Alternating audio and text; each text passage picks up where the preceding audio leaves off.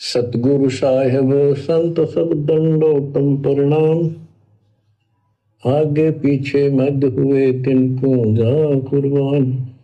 क्या कह रहे हैं गुरुदेव? सतगुरु साहिब संत सबे दंडोतम प्रणाम, आगे पीछे मध्य हुए तिनको जहां कुर्बान। लेकिन आप और हमने सावधानी रखनी है।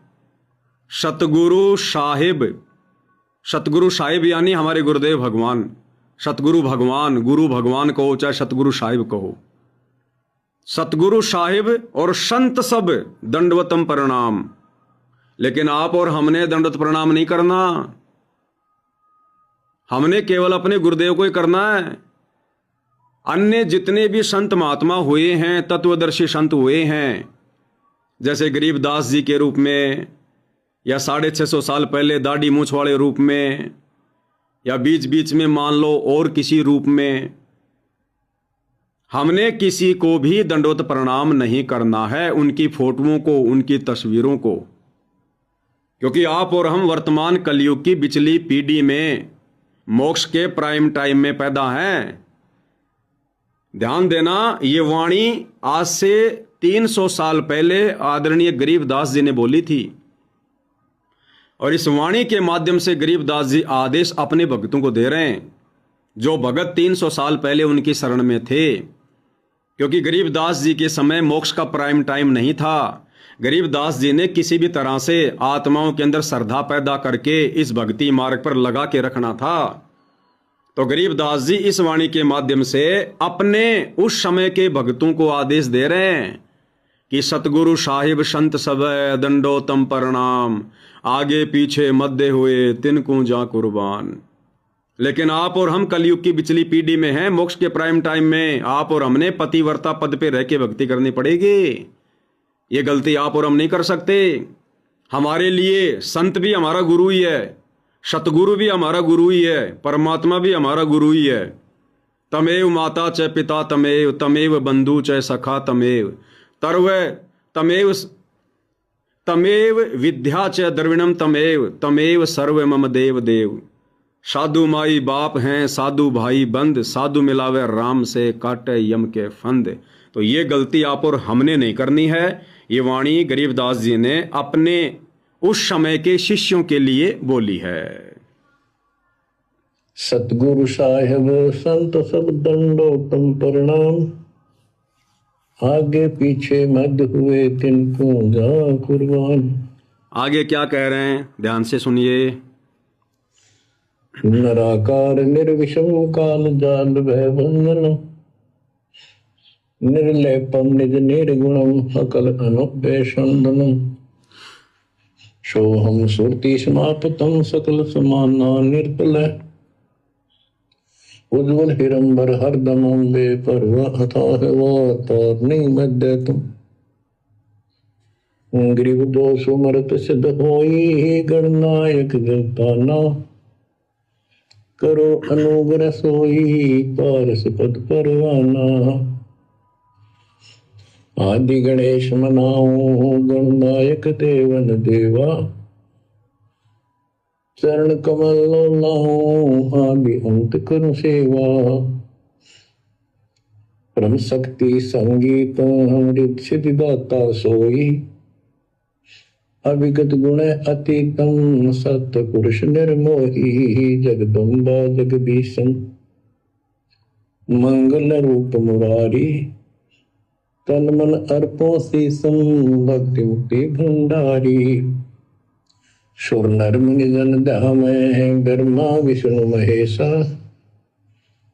शेष सहस मुख गावै, पूज्य आदि गणेशा। इंद्र कुबेर सरीखा, वरुण धर्म राय धामै। समर्थ जीवन जी का, मन इच्छा फल पावै। 33 कोटि अधारा, धामै सहस 88। उतरे बादल पारा, कट है यम की फांसी। अब आगे गुरुदेव भगवान क्या करें, ध्यान से सुनने की बातें। कबीर सतगुरु के उपदेश का, सुनिया एक विचार। जय सतगुरु मिलते नहीं, जाते नरक द्वार। नरक द्वार में दूत सब करते खेचा तान, उनसे कभू नहीं छूटता फिरता चारों खाने। कबीर चार खानी में भरमता, कबहू न लगता तार। सो फेरा सब मिट गया, मेरे सतगुरु के उपकार। क्या कह रहे हैं गुरुदेव भगवान? कबीर सतगुरु के उपदेश का लाया एक विचार, जो सतगुरु मिलता नहीं हम जाते नरक द्वार। नरक द्वार में दूत सब करते खेचा तान, उनते कभू न छूटता फिर फिरता चारों खान। चार खानी में भरमता कभू न लगता पार, सो फेरा यानी वो चक्कर वो झंझट मिट गया, मेरे सतगुरु के उपकार। अब विचार करो भाई और बहनों,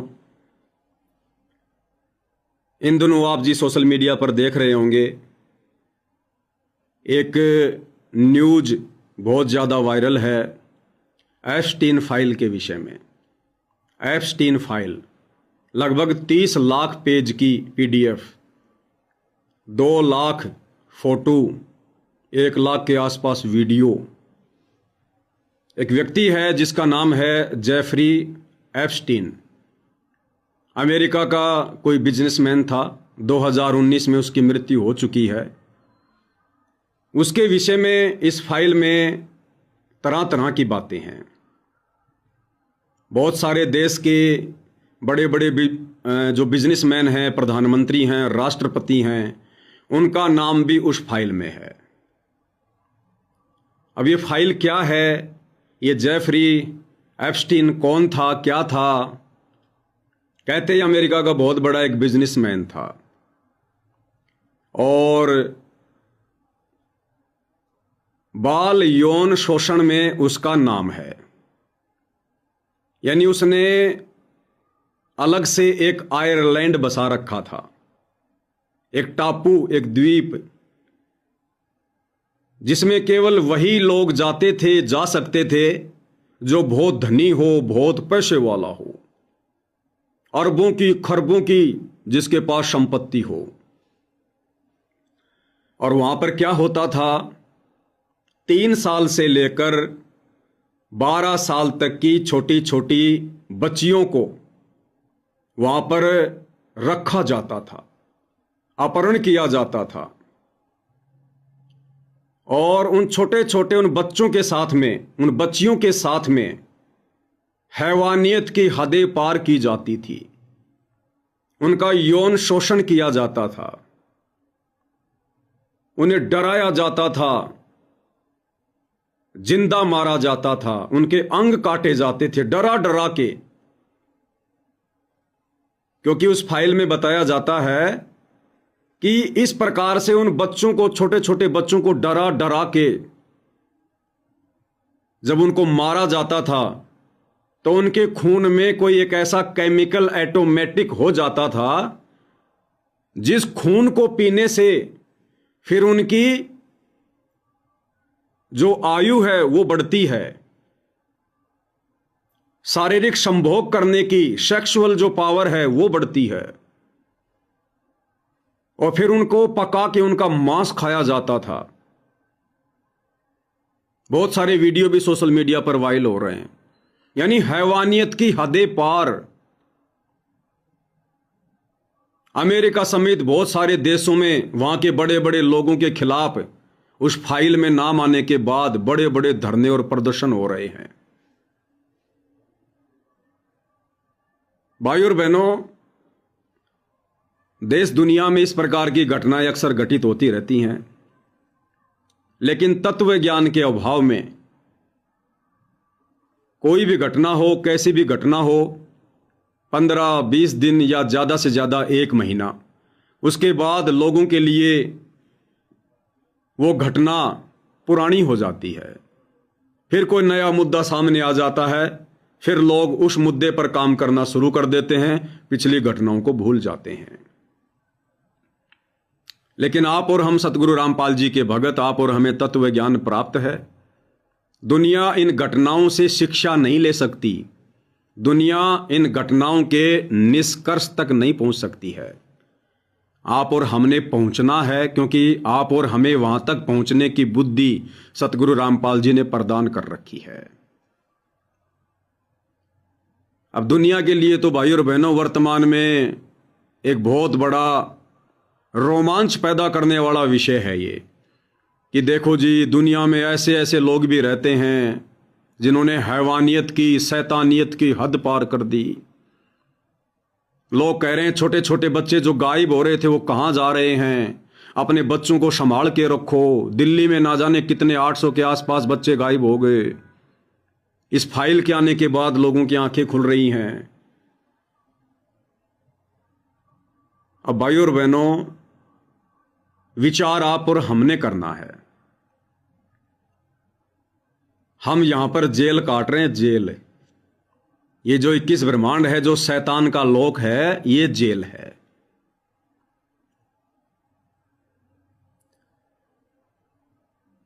इस प्रकार की ये दरिंदगी जो उस जेफरी एप्स्टीन ने की, जिसके आज खुलासे हो रहे हैं,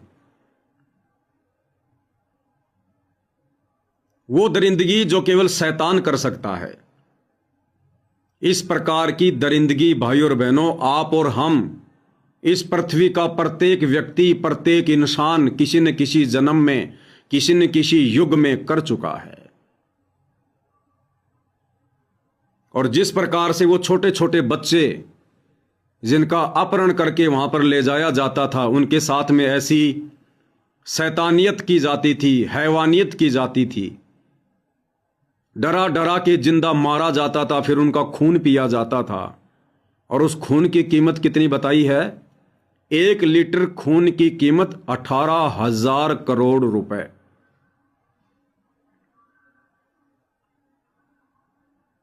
तो उन दरिंदों जैसी दरिंदगी आप और हम सभी भाई बहन असंख्य युगों में, क्योंकि ये आप और हमारा प्रथम मनुष्य जन्म नहीं है। परमात्मा की वाणी कहती है, कोटि जन्म तू राजा कीन्या, मिटी न मन की आशा, भिक्षुक होकर दर दर घूम लिया, मिला न निर्गुण रासा। वाणी पर विचार करो भाई और बहनों, कोटि जन्म तू राजा कीन्या।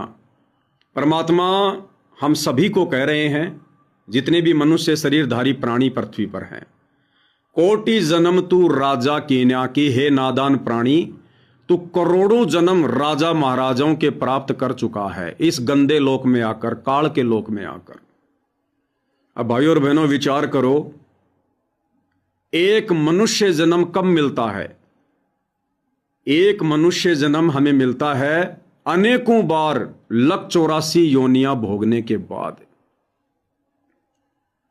एक मनुष्य जन्म मिलता है। और हजारों लाखों मनुष्य जन्मों के बाद हमें एक अच्छा मनुष्य जन्म मिलता है, किसी सेठ साहूकार का, राजा महाराजा का। और मालिक की वाणी क्या कह रही है? कोटि जन्म तू राजा कीन्या, करोड़ों तूने राजा महाराजाओं के जन्म प्राप्त कर लिए। तो हम कितने लंबे समय से इस काल के लोक में फंसे हुए हैं, सतलोक से आकर। तो कोटि जन्म तू राजा कीन्या।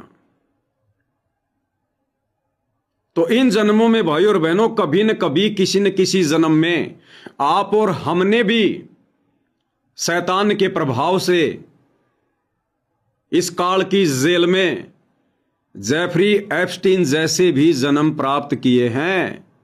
ऐसी दरिंदगी, ऐसी हैवानियत आप और हम भगत भाई बहनों ने, जो आज हम सत्य पुरुष की भक्ति कर रहे हैं, आज इस प्रकार की बातें सुनने मात्र से हमारे रोंगटे खड़े हो जाते हैं कि कोई आदमी ऐसा भी कर सकता है क्या?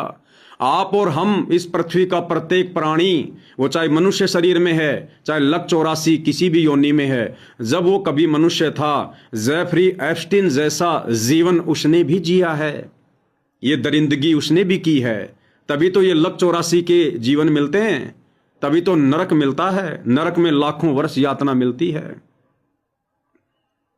और वो छोटे छोटे बच्चियां, वो बच्चे जो उस दरिंदगी का शिकार हुए हैं। आप और हम भी उन बच्चों की तरह ना जाने कितनी बार, ऐसे ऐसे हजारों जन्मों तक आप और हमने भी उस प्रकार की यातना सहन की है। मैं आपको वो वीडियो नहीं दिखा सकता जो सोशल मीडिया पर एप्स्टाइन फाइल के अंदर से निकाल के लोगों ने डाले हैं। आपने कभी कभार किसी मीट की दुकान पर बाहर जो तंदूर लगा होता है, आपने देखा होगा एक लंबा सा सरिया होता है, मुर्गे के पंख वगैरह फाड़ के और जो मुर्गा होता है उसकी वो गर्दन काट दी जाती है, उसके पैर काट दिए जाते हैं, और मुर्गे की जो गुदा होती है उस गुदा के अंदर से वो सरिया घुसाया जाता है, उसकी खोपड़ी से निकाला जाता है और फिर आग के ऊपर रखा जाता है, उसको घुमाया जाता है, धीरे धीरे आग लगती है, मुर्गा पकता है। इस प्रकार से छोटे छोटे बच्चों की, बच्चियों की गर्दन काट के, पैर काट के, उनकी गुदा से वो लोहे का सरिया घुसा के और नीचे आग जला के वो सेका जा रहा है। ऐसे ऐसे जन्म भाई और बहनों आप और हमने असंख्यों बार प्राप्त किए हैं। मनुष्य के लक 84 में तो दुर्गति होती है। अरे मुर्गे वगैरह तो सरेआम लोग मीट की दुकान पर तंदूर में सेकते हुए, घुमाते हुए हमें नजर आ रहे हैं, लेकिन मनुष्य जन्म में भी आप और हमारी इस प्रकार की दुर्गति इस गंदे लोक में असंख्यों बार हुई है। तो भाई और बहनों, दुनिया तो 10, 15, 20 दिन में इन बातों को भूल जाएगी, ठंडे बस्ते में डाल देगी, लेकिन इस प्रकार की घटना आप और हम भगत भाई बहनों को जगा जाती हैं। यानी भाई और बहनों, आज गुरुदेव भगवान ने हमें वो मौका दे दिया, हमें वो गोल्डन चांस दे दिया कि आगे फिर किसी जन्म में इस प्रकार की दुर्गति आप और हमारी ना हो। इसलिए गुरुदेव कहते हैं कि बच्चों मेरी बात मान जाओ, हल्के में मत लो, तुम ये सारी प्रोसीजर पार करके आ चुके हो। यानी इस प्रकार के जो ये जीवन है ये हम भोग चुके हैं। ब्रह्मा विष्णु महेश की पोस्ट कई बार आप और हम प्राप्त कर चुके हैं। आप और मैं, यहां का गधा कुत्ता शुअर भी जो आज लक 84 योनि में कर्म भोग रहा है, वो भी कभी श्री ब्रह्मा रह चुका है, श्री विष्णु रह चुका है, श्री शंकर रह चुका है, देवताओं का राजा इंद्र रह चुका है, 33 करोड़ देव पद प्राप्त कर चुके हैं। इस धरती पर बड़े बड़े चक्रवर्ती राजा महाराजा रह चुके हैं, धनपति कुबेरपति रह चुके हैं, जेफरी एप्स्टीन जैसे मनुष्य जन्म प्राप्त कर चुके हैं। आप और हम असंख्यों बार। इसलिए गुरुदेव कहते हैं बच्चों मान जाओ, हल्के में मत लो, तुम ये सारी प्रोसीजर पार करके आ चुके हो। अब इस काम को और ज्यादा मत बढ़ाओ। यदि तुम अब इस कलयुग की पिछली पीढ़ी में पार नहीं हुए, इतना ज्ञान देने के बाद, इतना समाधान करने के बाद, हर प्रकार से सारे प्रमाण, सारे सबूत पेश करने के बाद, सारे धर्म ग्रंथों से खोल खोल कर दिखाने के बाद, अगम निगम को खोज ले बुद्धि विवेक विचार, उदय अस्त का राज मिले तो बिन नाम बेगार। भाई तन धर सुखिया कोई न देखा, जो देखा सो दुखिया हो, उदय अस्त की बात करे मने सबका किया विवेका हो। तो गुरुदेव भगवान कहते हैं बच्चों, अगर तुम इस कलयुग की पिछली पीढ़ी में रह गए, अपने गुरुदेव भगवान के धरती पर रहते सहते यदि तुम्हारा शरीर नहीं छूटा, यदि तुम शतलोक नहीं गए, तो फिर से तुम्हें सारी प्रोसीजर में ढलना पड़ेगा। फिर से तुम्हारे को राजा बनना पड़ेगा, महाराजा बनना पड़ेगा, सामान्य व्यक्तियों के जीवन भोगने पड़ेंगे। हो सकता है लक 84 योनि में भी चक्कर काटना पड़े, जेफरी एप्स्टीन जैसे कई कई मनुष्य जन्म भोगने पड़ेंगे। वो छोटे छोटे बच्चे और बच्चियां जो दरिंदगी का शिकार हुई हैं, वो जन्म भी तुम लोगों ने भोगने पड़ेंगे। क्यों? क्योंकि इस भक्ति के बाद, वर्तमान में जो भक्ति सतगुरु रामपाल जी हमें दे रहे हैं, हमसे करवा रहे हैं, इस भक्ति के बाद हमें असंख्य मनुष्य जन्म मिलेंगे। लेकिन वो सारे के सारे मनुष्य जन्म आप और हमें फंसाने वाले मिलेंगे। हमें उन मनुष्य जन्मों में भक्ति मिलेगी, हम गोरखनाथ जैसे ज्ञानी बनेंगे, मच्छंद्रनाथ जैसे साधु बनेंगे, 9 नाथ 84 सिद्ध बनेंगे, लेकिन वो भक्ति कर्म काटने वाली नहीं मिलेगी। उल्टा हमें कर्मों के जाल में फंसाने वाली मिलेगी। और हम वर्तमान समय में की गई भक्ति के कारण जो मनुष्य जन्म प्राप्त करेंगे, जो सिद्धियां दिखाएंगे, वो सिद्धियां होंगी वर्तमान समय की भक्ति के कारण। और हम सोच रहे होंगे कि उन जन्मों में मैं जो भक्ति कर रहा हूंगा, उस भक्ति के कारण मेरे में सिद्धियां आ गई हैं। हमारे अंदर मान बड़ाई अहंकार छा जाएगा, मस्ती छा जाएगी। कोई समझाने का प्रयास करेगा, हम उसकी सुनेंगे नहीं। फिर हमें वो सारी प्रोसीजर पार करनी पड़ेगी, सारी।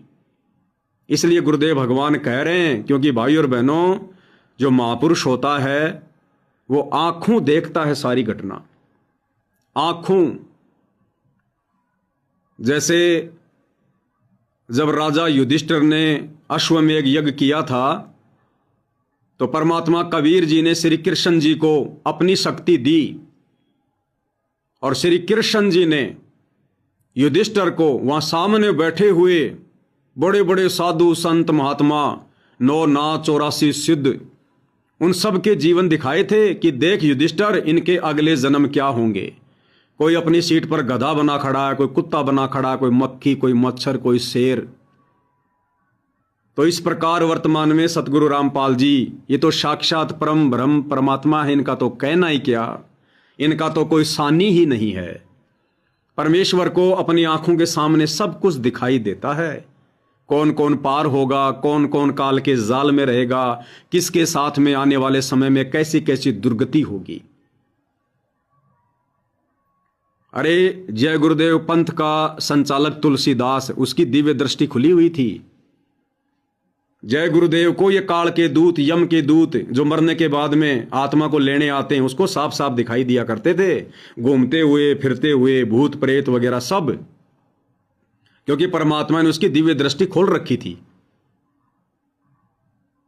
अब मैं पवन दास इस कमरे में बैठकर वीडियो बना रहा हूं, ना जाने कितने भूत प्रेत यहां पर बैठे होंगे, सुन रहे होंगे इस परमात्मा की चर्चा को।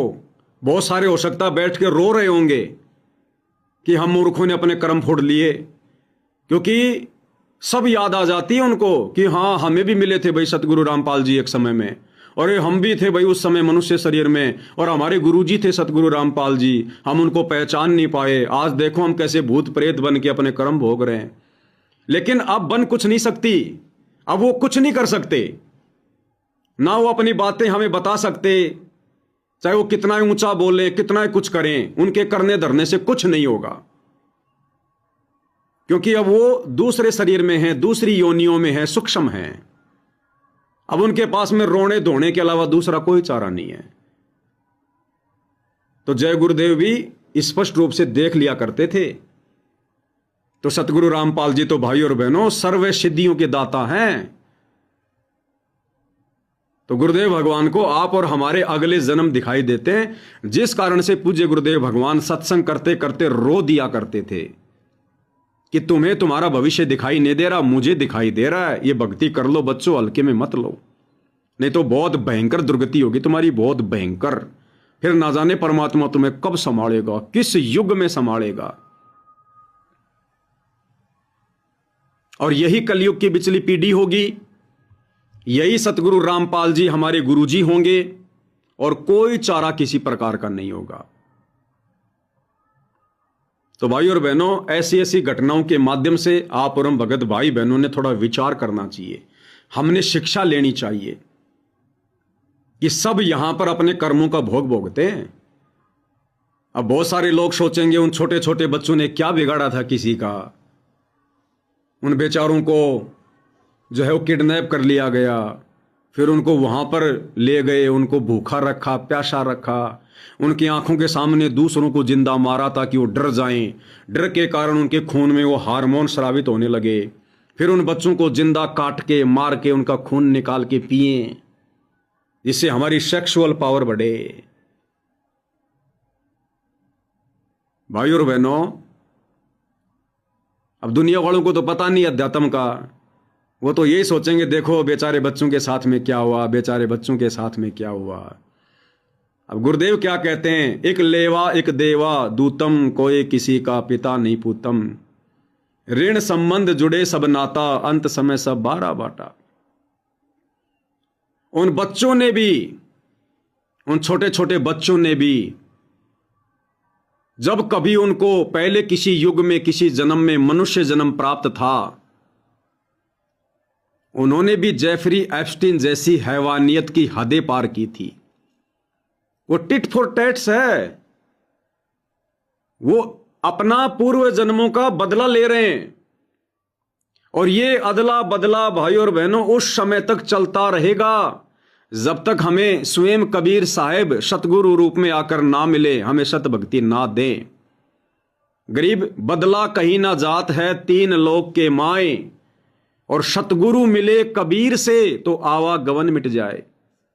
तो आज आप और हमारा सौभाग्य, परम सौभाग्य, कि आज हमें साक्षात वो कबीर परमात्मा संत रामपाल जी के नाम से आकर मिल चुके हैं।